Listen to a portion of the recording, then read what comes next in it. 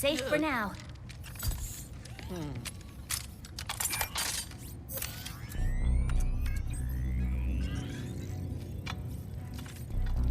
This is extremely unnecessary.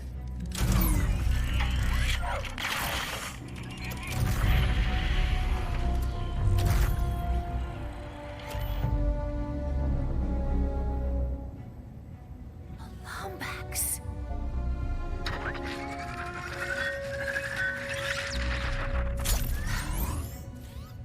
Okay, so you were being honest. As I have been saying, repeatedly, You're nefarious. He looks a lot like mine. Evil like him, too. And that Lombax. I know it might sound crazy, but you think he is your dimensional counterpart. or something. Look, whatever's going on here, we're gonna fix it. We? I thought robots are not your thing. Not all of them, just most. You know, like the Emperor, his stupid followers, pirates. Yeah, I see the irony too.